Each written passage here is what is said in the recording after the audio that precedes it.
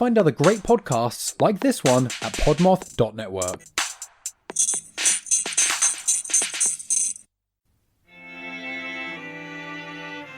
Podmoth.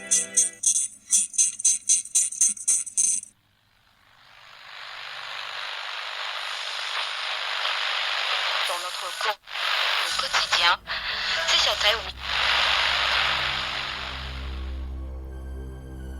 Located on the edges of your radio static, you've stumbled upon the Lost Signal, your podcast destination for tales of horror and the macabre, brought to life with voice acting and sound effects. New episodes are released every 2 weeks on Monday on Spotify, iTunes, or wherever else you get your podcasts. Join us, won't you?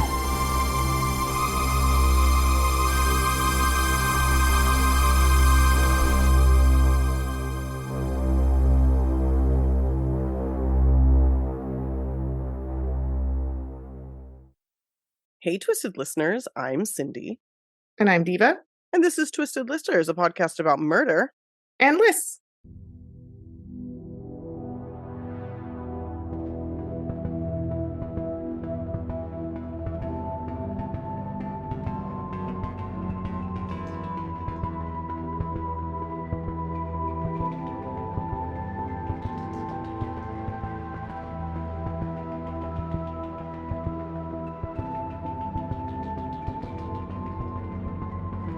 And we're brought to you by the Podmoth Podcasting Network. They're amazing. Check out all the other podcasts. There's some really good shit on there. And we are coming back with Axe Murders Part 2. Yes. Pretty exciting. More axes, yes. More axes, yeah. I didn't realize how long and epic my story was last week. It was like 30 minutes. It was pretty epic, yeah. It was, which I'm glad for, but I think we are in the habit of like cutting it around 20-25, so that felt long. But I'm glad. I thought it was a good story. So yeah, when I was Karla editing, though, I was like, damn, dude. I talked a lot, but you're a researcher. You're a serial killer PhD researcher, basically. I guess so, yeah, it could be. Little thesis. Get a little honorary degree up in here. Yeah. Anyway, if you guys want to join us on Patreon, it's patreon.com/twistedlisters. If you'd like to join us on TikTok, it's @twistedlisters. If you'd like to check us out on Instagram, where we're most active, you can do that at Twisted Listers PCast. If you'd like to send us an email with case suggestions, you can do that at twistedlisterspod@gmail.com. And if you would like to check out our website, you can do that at twistedlisterspod.com. Woo-woo! Anything else? Any other news? Anything exciting? No, it's just, the weird time frame. I feel like more people are calling out how weird this time period is between Christmas and New Year's this week. Yeah. So I'm just sort of in as the kids say, goblin mode is what I'm kind of doing, or hobbit mode. I've been kind of just like vegging out on my couch. Just floating in the ether. Yes. That's kind of what I'm doing. So yeah. It's the perfect time for murder research. Yeah.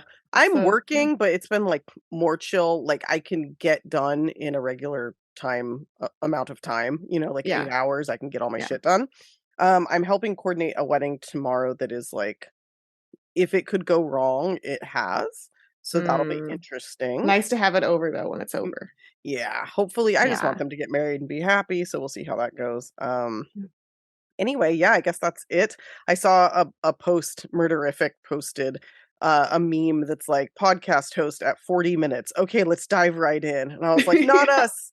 We have a hard 5. We try to get into it pretty quick. If we bullshit more than 5 minutes, I edit that shit out. So we don't want to be too much of a small talk podcast. Plus, we kind of pepper in like side rants and small talk as we go. We do. So. We're more no nonsense, which I think some people like. But I think the thing about us is we mix formats. So the ones that are like single person, that are just like quietly, evenly telling the story, there's like no personality at all. Yeah. And then the conversational ones, there's usually a lot of personality. And I think we're somewhere right in the middle. Yeah, I'd say so. Yeah, but we try to pepper in a little bit of fun and frivolity. Hopefully we scratch all itches. So anyway. Okay, you go first this time, right? Yes, and I love that I just said the words fun and frivolity, because this is like one of the worst, most brutal cases I've ever heard of.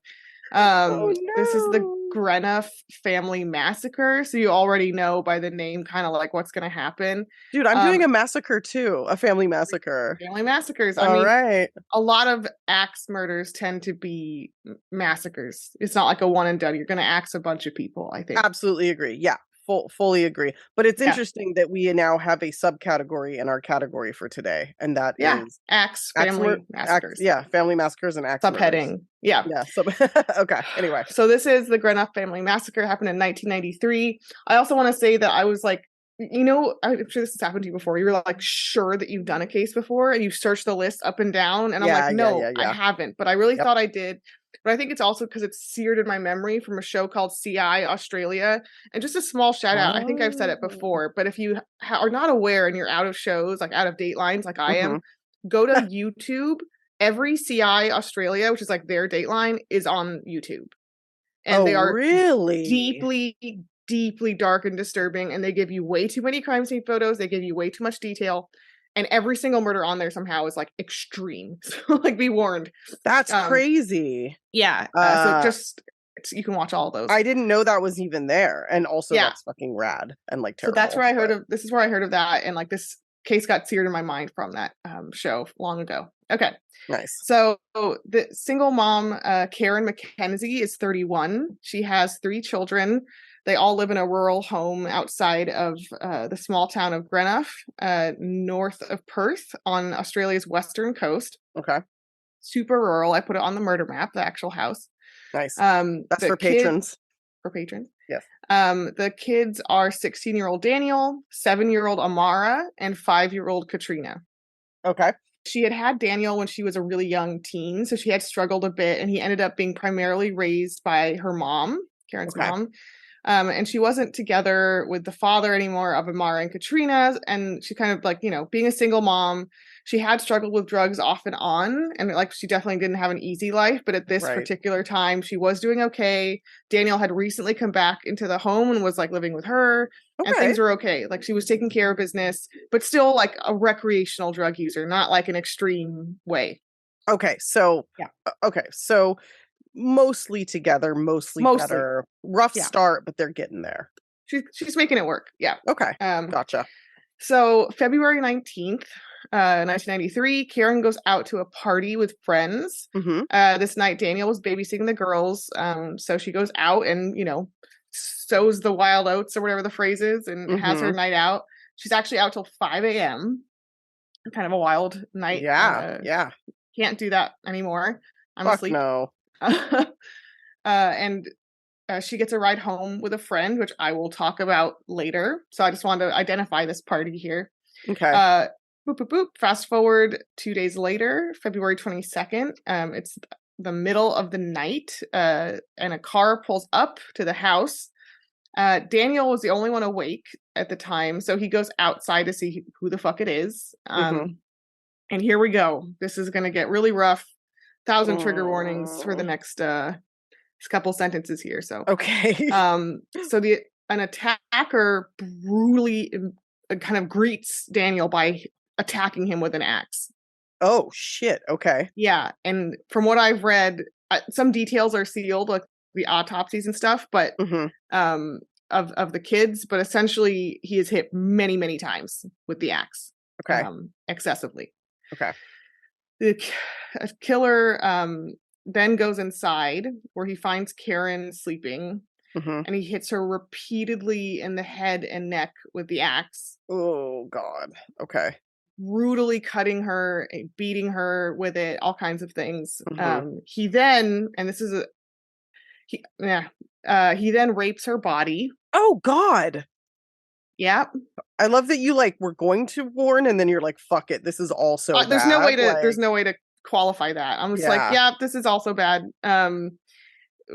Yeah. Kind of extra adds an extra thing there. It really does. Really does. He also rummages around, kind of, people think this person might be looking for drugs. He kind of trashes the place. He then kills Amara and 5-year-old Katrina. Jesus fucking Christ. The axe. Yeah, and details about their murders are later barred from being released, but basically we can imagine he kills them with the axe. It's not a pleasant thing at all. Yeah. Horrific. What kind of fucking monster can do like that is like next level. 5-year-old. Yeah, that's next level to me. Like I do not believe in the death penalty, but there are cases where I'm just like, I believe in it a little bit more today. And like that is one of the things. Like if you murder a child with an axe, like you are not of any value to anyone in the world. Like there's nothing about you. How do you rehab someone from this point that they're at? You don't. That's tough. That's really tough. So a couple later that morning, that next morning, a couple that was supposed to come to the house and help Karen with some home stuff, some home repairs, pulls up and they see Daniel's body in the driveway. They find him. They also find the family dog who's barking. He's fine. He's he or she. I hate when people assume animals are boys. Yeah, girls are cats and dogs are boys. Yeah. No, everyone calls my cats he. Everyone calls my cats he. And I'm like, what the hell? Black.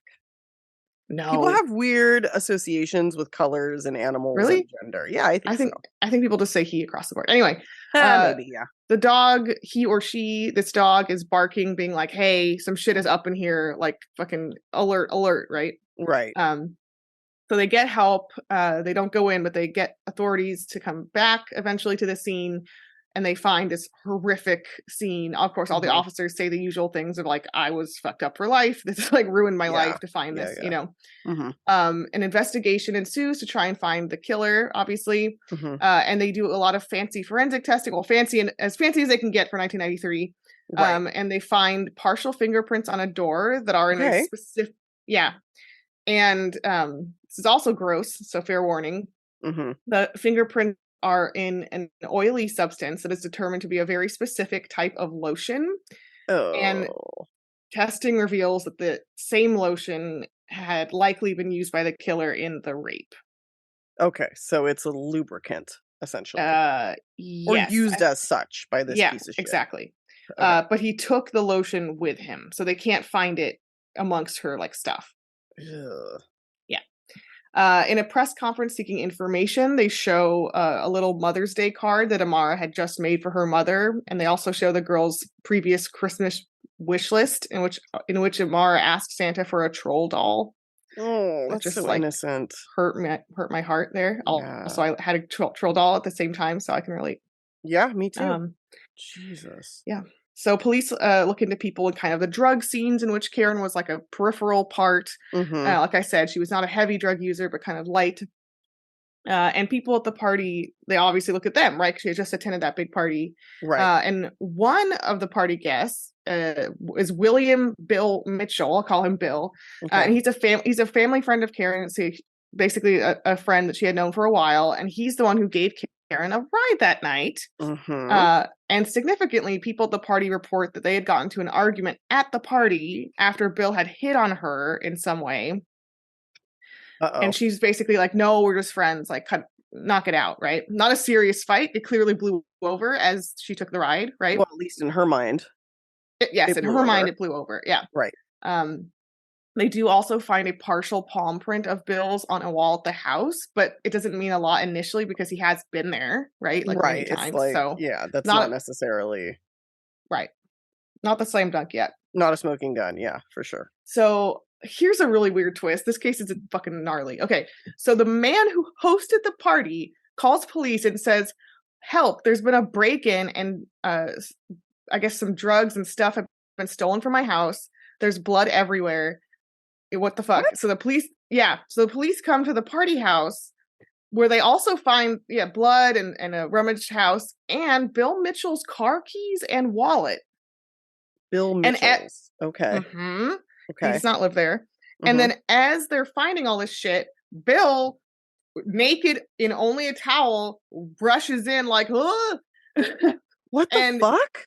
Yeah. And he says he went to the house. Why he wanted to go there is unclear to me, but he went to this house, and when he shows up, several men attacked him, dragged him inside, and demanded that he tell them where the party host, the resident, was, because they think he committed the Greenough murders.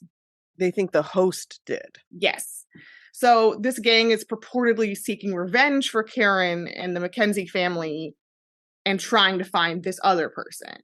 Diva, if you tell me this is unsolved, I'm going to No, fucking no, mind. it's not. It's not. Okay. Thank God. Okay. These men attempted to sever Bill's penis. What a weird thing to so put in there. So he's bleeding and he's got the blood everywhere from that. From his penis. His bleeding from his penis. Okay. Correct. And then he was able to escape them somehow and he runs away and hides. And then he obviously emerged when the police showed up. Okay. Okay. So after a little bit of questioning, not that much, Bill admits he obviously made this up. Yes. He had mutilated himself. Yes. At home, and he calls this a form of like a suicide attempt, but I don't know. I don't think so. Suicide via penis cutting. Yeah. Okay. So I think it's part of this stage thing, actually. Yeah, he's just grasping at straws, grasping at penises. Yeah. He's charged with making a false statement for this whole, penis spectacle. Gate? I'm sorry, I'm not going to stop saying penis now. Penis gate. Yeah, no, it's okay. So police go and check out Bill's trailer, I believe is where he lives. And I just have to say this is the exact phrasing from CI Australia. They find the trailer to be, quote, splattered with blood and semen. What? What the fuck? It also contains a cut up pornographic magazine. So yeah, you can just use your imagination as to what Bill's been getting up to. He's got a weird, freaky side. He's been doing some stuff. And honestly, listen, if that was just what he did with himself and nobody else was involved, live your life, bud. Right. You do you. I mean, the blood does add a special element. If it was just porn, magazine, and semen, okay, we get it. But the blood is and all over the trailer is and weird splattered. Yeah, splattered. Is he just also tossing it around like spaghetti. What is happening? Yeah, splattered is also special. That is special. Yes. Yeah. Good God. So obviously, this fucking behavior makes them which is clearly designed by Bill to throw suspicion onto someone else, fails miserably, and they look at Bill even more closely. Yeah. And the slam dunk comes when forensic testing reveals that those lotion fingerprints are found to be 100% Bill's, and the substance they can chemically identify it to be the exact same lotion that was in fact used in her rape. So they think it is, but then they confirm it is 100%. Okay. Yeah. So that's airtight. So they're okay, your fingerprints are now in the lotion that was used to rape her. Yes. Obviously, this was you in her house. Correct. Yeah. So he's arrested. He's brought in for interrogation, and he pretty quickly confesses to killing the whole family. Jesus. So, he's just all right, I'm caught. I'm doing it. Yeah. Yeah. Wow. And here's what he says, pretty much as I described it, but he says that he spent the 2 days between the party and the murders basically in a drug and alcohol fueled blitz. Kind of a bender here. They take him back to the crime scene and he tells them in depth what he did. The cops note that he's very casual about it, very matter of fact, not remorseful at all, really. Yeah. He says that he intended to kill the whole family, but can't remember why. He can't remember why. He's just he's I know I was gonna, but I don't remember why. But he kind of fakes a little bit of memory loss because I was so on drugs and stuff. But it's no, you actually walked police through the thing moment by moment, so you were not blackout. He was obviously you remember enough. You remember a lot, bro. You remember a fucking lot. Yeah. He later admits that he was really mad that weekend that Karen had rejected his sexual advances, which he did again, by the way, when he dropped her off. He tried to advance upon her again, and she said probably fucking no, back off. I've already told you once. I told you nicely. Yes. It's probably less nice now. Yeah. So basically, he literally killed this woman and her entire family because she refused his fucking sexual advances. How insane is that? Yeah. What a giant piece of fucking dog shit. Wow. This guy's the fucking worst. Yeah, I mean, people are entitled to women's bodies. It's what they think. It's it's a thing. But to kill her whole family is extra. What the fuck? Yeah, it's you didn't have to go inside and kill her children. You didn't have to do that. You didn't. You know what I mean? You don't have to do any of this bullshit. How about just accept that women don't have to like you? Yeah, and it sounds like for this guy, they're just probably not ever going to. So no, it's fucking really fucked up. So he's charged with several counts of premeditated murder and interfering with a corpse. Interfering with a corpse? Oh, Yeah, because of the rape? Yeah. That's what they call it? Yes. All right. So this case is a huge deal in the press. It's considered widely to be one of the worst crimes in Australian history. It's up there. He's sentenced to 4 life sentences, but with parole after 20 years. Wait, how old was he? I think like his early 30s as well, probably. Wow. So he gets a whole other life. Well, it's a life sentence with potential of parole. It's not like a for sure that he'll get it. Okay. Yeah. But after 20 years, he has the option. Possibility. Correct. Wow. Correct. So this is a big deal that he gets this parole option. And Karen's family is mega pissed. They submit an appeal to get him to be marked never to be released. Yeah. Which is a special thing in Australia. It's not like easily given out. Right. But I would say axe murdering 2 children is gonna put you in the pool of possibility for that. Right. Yeah, like the Port Arthur massacre killer got the never to be released, like little stamp. Yeah. Yeah. I think Catherine Knight did as well too. Yeah, no, she did. She was like the first woman or only woman or something. Yeah. So they actually win this briefly, but then he appeals it and it's retracted. So he still technically has parole. He's been up for parole twice, I believe. And as recently as 2016, he was denied parole for the second time. Okay. And then this is an interesting little last closing note here about Australian judicial shit. So he was set to be up for parole again in 2019, but in 2018, the Premier of Western Australia passed a special bill. I read basically it's in response to this case in large part, the outrage over him possibly getting out on parole. Yeah. He passed a special bill determining that parole consideration should be delayed for serial killers and mass murderers. So he's basically putting a big fat pause for 6 years. That's good because it's every 2 years. And it's like, that means every 2 years, these families get to relive. It's just re-traumatizing. And I understand the other side is like, we do want to have a justice system that allows people to be rehabilitated and released. Yeah. But I also think that it can be case by case. Like, let's say this guy has shown a complete turnaround. God, yeah, right. But like, let's say, for instance, then they could say, you know what, we'll try you again in 2 years. But it shouldn't just automatically be every 2 years. That's fucking horrifying for the families. It's fucking terrible. Like, exactly. And so this actually only affects 6 prisoners in Western Australia. It only affects 6 prisoners? So again, this was really a specific response. It was basically like a big fuck you to that guy. Yeah, it's a specific response to outrage over very select cases of people who got parole who were specifically serial killers and mass murderers. So not even just you murdered one person. It has to be like a bunch, right? Right. And this including, you can go look up the other 5, but I wanted to note it also includes Catherine Burney as well. She also got paused. Yeah. His parole has been delayed for 6 years. And then basically his family will have said that they're really happy, like you said, to have this relief from going through that process every 3 years, which is what they were doing. And they said it was exhausting to spend all that time and energy fighting it. So exactly. They also said that this is nice, but he also never should have gotten parole. He should have been marked never to be released. Agreed for this. Yeah. So basically they have a relief until 2025.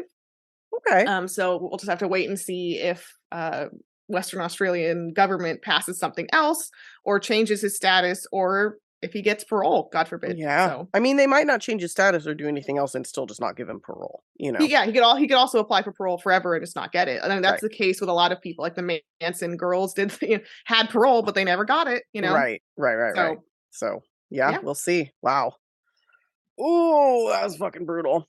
Okay, also, it's fucking crazy how many similarities there are between these 2 cases. Like, it's really fucking bizarre. So let me get started. They're definitely different, but like, there's some definite similarities. So I'm going to talk about the Buffalo Narrows murders. This takes place in Buffalo Narrows, Saskatchewan, Canada. This area was named because First Nations people would drive the buffalo into the narrow area between Peter Pond and the Churchill Lakes. So it's Buffalo Narrows. That's where they would hunt the buffalo. They also would fish there during the summer, and it was basically like a hunting and trapping ground for Native people. Around 1890, it was settled by Norwegian, German, and Scottish people who came in and kind of, did what they do, took over, started kind of farming and settling there. But it originally had, and to this day still has, mostly Cree and Dene First Nations people. And it also has a large population of, and I apologize if I say this wrong, Métis, which is basically mixed white and First Nations. So most of the white settlers ended up, marrying and having children with the native people. And now 80 to 90% of the population is this Métis population. So some amount of First Nation, some amount of white of various background. Yeah, it's really interesting. They're like their own nation, the Métis Nation. They are actually. Yeah, they have like representation in government, and they're like their own thing. Yeah, so a lot of those people, and a lot of Métis people will identify as both. Like, so they'll say, "Oh, I'm Cree, but I'm Métis." Some of them will only identify as one or the other. So it's kind of like a thing. But it started a little over like 130 years ago is when this mixing kind of took place. But this story takes place on January 30th, 1969, which is honestly more like the middle of the night on the 29th, because it happened like after midnight. So this is almost like a murder that occurred on my birthday. So pretty crazy. Okay.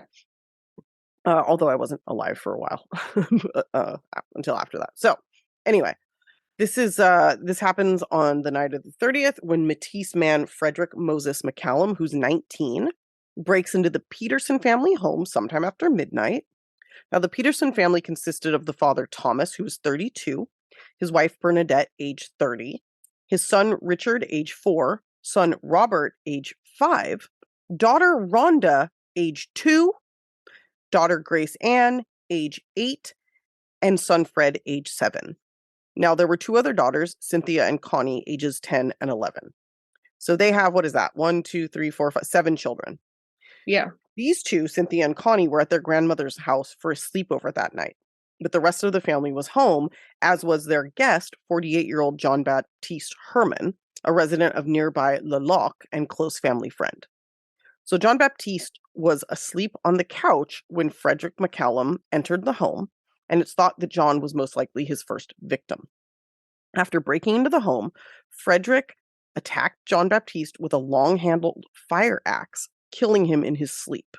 He then went into each bedroom and killed every single family member one by one with the same axe. The one exception was 7-year-old Fred, and it's not lost on me that they have the same name. Yeah. He had severe head trauma and was in a coma for like months after this, but he did survive. Oh my God.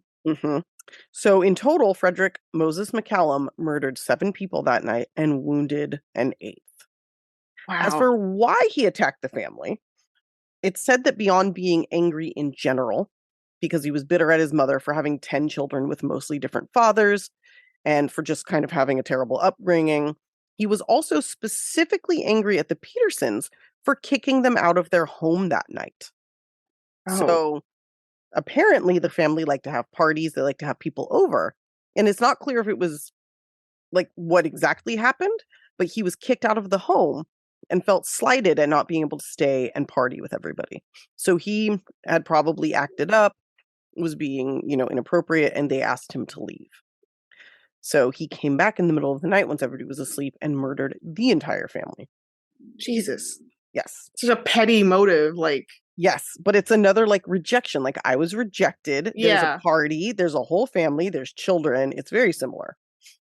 Oh my God. Yeah. So, yeah. Sorry. How messed up do you have to be to have the slightest slight against you? And you're like, yeah, I'll casually axe murder children. That's fine. I'll just That's the reaction to this. Yeah. Absolutely fucking crazy.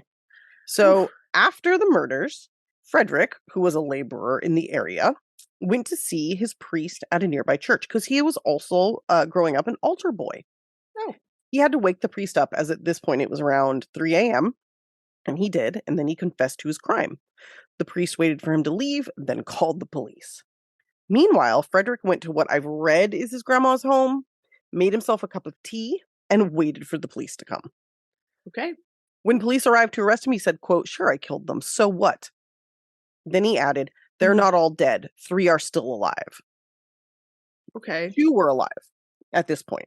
And it gives me chills to think about what he must have heard coming from the victims to think that they were still alive. Oh, God. So I think when he left, Yeah, and ladies also as he's doing it one by one, like some of them must have gotten up or heard this or. Well, yeah, the thing is I couldn't find, no, I don't think anybody got up, and I'll explain. Okay. So anyway, he thought at least 3 people were alive, which means they were likely gurgling or moaning or God knows fucking what. So as police approached to arrest him, Frederick then said, "I hope they give me the electric chair." And also said to an officer, "I was going to get you with an axe tonight too. I'll kill you when I get out." Man, he is axe happy. He really is. And obviously there's like something big going on with this guy. Oh, yeah. He's not. Oh, yeah, for sure. Yeah. Yeah. Oof. Yeah. So Frederick was at first deemed fit to stand trial. And at the trial, some really fucked up shit came out about the crimes. I'm going to tell you something about it. Okay. An officer who took the stand and was on the scene the night of the murders recounted what he saw, and it was fucking gory. He said he saw Mr. and Mrs. Peterson in their beds with, quote, the upper parts of their bodies completely saturated with blood. Their heads were very mutilated. Oh, God. Yeah. He also said he found a long-handled axe leaning against a wall with blood and hair stuck to it. He then also found John Baptiste, who he knew. And he said he found him lying on his back in the living room, also with his head horribly mutilated. He then recounted the children using similar descriptions, but I'm not going to talk about it. There were also 2 dogs in the home. Neither of them were harmed. Okay. Similar thing to the other dog, right? Yeah, yeah.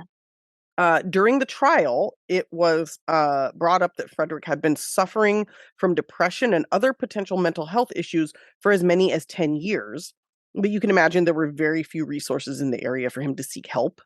This is a town at this point of about 1,300. At that point, it was about 700. And during the winter, it actually gets snowed in. So nobody can get in or out of Buffalo Narrows for like a number of months. Because not only are the roads snowed in, but it's too dangerous to fly in, which is actually how most people, like white people, get there. And like outsiders get there. We talked about why he was kind of fucked up. I think it just basically boils down to issues with his upbringing and general anger at the world. And apparently he was pretty aggressive, like generally speaking. His high school hockey coach said he was his favorite player because he was so aggressive and didn't mind getting into tough spots with other players. So he's clearly just like a fucked up person. And obviously, because this is a very isolated and overlooked community, he didn't get the help that he obviously needed. So all of this was brought up at the trial, and as a result, he was found not guilty by reason of insanity and remanded to a mental health facility for an indeterminate amount of time. They don't say, like at Her Majesty's pleasure, but it's basically at the pleasure of the court. They get to decide when he's out. Until we feel like it, yeah. Within 1 year, he was considered cured and moved to a maximum security prison, which, like, how did he get cured in a year? It sounds really fucking crazy. Yeah. It takes way longer to undo shit like this. Plus, like, some of the people who went on the stand were throwing around words like psychopath, which, like, you don't cure. And they never said, like, he was that, but they were like, you know, it's definitely possible. But a year later, he's fit to go to prison, which is kind of insane to me. Interesting, because you said not guilty by reason of insanity, but really it's, like, not guilty for a minute, but then you're guilty. Yeah, so actually my friend in junior high, her dad murdered her mother and kept her, I think we talked about this on Patreon, and kept her and her brother in the house for like 2 weeks, locked in with the dead mother's body. And he was remanded to a psychiatric hospital for 15 years and then finally was seen fit for trial and then tried. So it's not like a get out of jail free card all the time. Right. Right. And in this instance, they did put him in prison. But about 25 years later, I think in 1994, he was released at the recommendation of the prison officials in charge of his case. Canada, man. Yeah. As far as I know, he's still alive and living in Canada. I believe he's not allowed to come back to Saskatchewan, but is otherwise like completely free. And God knows that they're even paying attention. Right, right. As for the 2 surviving sisters who were not there that night and the 1 brother, their lives were pretty fucking horrible. Fred was put into foster care and later died after being hit by a car when he was something like 30 years old. He was with his sister Cynthia, and she was also hit and spent like 8 months in the hospital. Oh my God, as if they needed more trauma. Right? Fucking insane. So his two sisters, Cynthia and Connie, lived with their grandmother, who refused to let them go into foster care. They were briefly sent to Saskatoon to live with a white family, and they consider themselves part of the 60s scoop, which we did kind of discuss. Yeah. But they were returned pretty quickly at the urging of their grandmother. She was not given any help by the state to care for them, though. They were like, you want them, you get them, but we're not helping you. So they all lived on her very small, like, pension or whatever the fuck she had. Yeah. Nowadays, the two sisters are not very close. They have a very hard time being around each other, even though they love each other deeply. But there's so much trauma and anger between them. I feel like it's some sort of like survivor's guilt that they've turned outwardly to each other, you know? Yeah. And they also handle the loss very differently. One of them is overly emotional, not overly, but comparatively. And then the other one is clammed up. Okay. They both got married and had families, but their trauma is super deep. The families all have like their children and their grandchildren have relationships with the other sister, but the sisters like don't have a relationship with each other. So it's this big, like, there were interviews with the family about like how this is generational trauma that like everybody, oh yeah, and they're also really upset because I think it was Salt Lake is what it's called. The year after these murders, or the year before, there was another massacre of a family in Canada, and it was like a white family. So it ended up being like big news. And there's people nowadays, like to now in Saskatchewan, that don't even know about this case. And so I didn't know about it. Yeah. No. And it's a huge fucking thing. But because we're dealing with Métis population and Cree and people that, were overlooked and ignored, like even the articles that I was reading about this from 1969 mentioned the other massacre in the article and then write as much about that massacre as they do this one. Interesting. To kind of connect it to a bigger case that people actually give a shit about. So it's pretty insane. 600 people did go to the funeral. So within the community, this was a huge fucking thing. But just outside of the community, it was not talked about. It wasn't really given any attention. And these poor women have been suffering as a result for their entire fucking lives. So Jesus. There it is. Yeah. My gosh. A fucked up case, right? Yeah, that is extremely fucked up. Yeah, it makes me really sad. So anyway, there they are, guys. Hope you enjoyed. Axe Murders. This was you're picking, technically. I'm picking. Yeah. This was a quick little ditty today. So for next week, we're going to do one that we've been trying to do and like dancing around for quite some time. And I think we finally figured out how to create a topic that we could find enough stories for. So we are going to do vigilante murders. So this is like vigilante justice, victims killing their attackers, things that kind of fall into that category. Basically, where the person ends up being murdered and you don't feel that bad. So, but there is also like really bad vigilante murders where it goes sour. There are. Yes. So we can do that as a separate list, maybe. Yeah, but I mean, yeah, there's definitely, this is more of like a welcome to the new year feel good list. Hopefully. We'll see. We'll see where it goes. I mean, how feel good is murder really? No. But hopefully this is at least a little less feel terrible than this topic and many of our others. So yeah, we'll see. I have one case picked out and I'm like, oh, it is sort of terrible. Yeah, I may be misleading you all and I apologize, but also you know what you're in for with us. So yes. All right, well, thanks everybody for listening. Happy New Year. Yeah, Happy New Year. Thanks for sharing with your friends and family so that we continue to grow. We love you. We appreciate you. And until next week, stay off our list. Bye.